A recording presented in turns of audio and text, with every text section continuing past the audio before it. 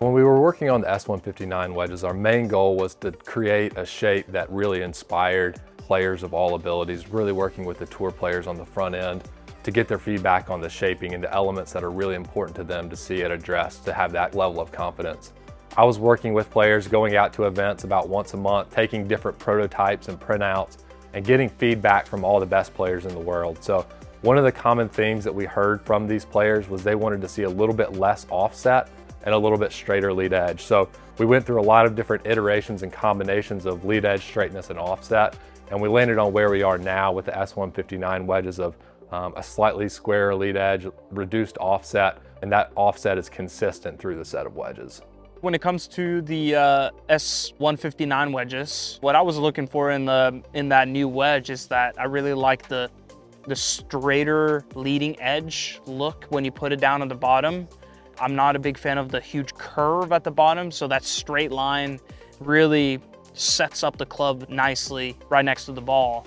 With the s159 wedges, we have 6 grind options, all of those being in the lob wedges. We find that to be the most important area to have different options, because as you get in those lower speed shots around the greens, you really have more differences in technique, how players like the club to perform through the ground, what flights they're looking for. We have 2 new grind additions with the H and the B grinds. The H grind is a great option for players that are looking for versatility around the greens, but may play in slightly softer conditions, or they're looking for something that has a bit more forgiveness on more square face distance wedge shots. The B grind is a great option for players that like to play shots around the greens with a more square face. They want the lead edge to sit tight to the turf, but this through the grind allows them to generate height and spin around the greens because of the wider sole configuration. It's always nice looking down and you like what you see. It has the feel that you like. I think the H grind is certainly going to help in the bunkers. Just having a slightly wider sole, being a low bounce player with the lob wedge, bunker shots sometimes can be a little bit awkward because the bounce is there to help you in the sand, and so not really having that makes it a little bit more challenging, but having the wider sole and a couple more degrees bounce will help. Then outside of the bunker, even though it has a little bit more bounce, it still sits pretty tight to the ground, which is nice when you need to open it up for those times when you short side yourself. Spin is a critical part of wedge performance. We're looking at a variety of different elements when it comes to the interaction between the golf club and the golf ball.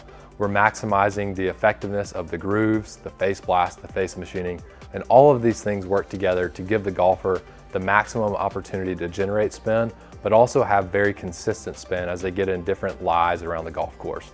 Whether they're playing early in the morning and there's a little bit of dew on the golf ball, or they're in the first cut of rough, our grooves and face configuration allow the golfer to have very consistent results no matter what lie they may encounter. The importance of spin around the greens is obviously you need it when you play the tougher courses, when the greens get firm and fast. And it's all about how quickly you can really stop the ball, because when you miss the greens, the balls are just gonna roll and roll and roll and roll. But at the same time, it needs to be predictable. Doesn't matter if you can spin 1 ball out of 10 shots, they need to come out the same every single time. And I feel like these new s159s are really bringing that consistency, and it's easier to predict.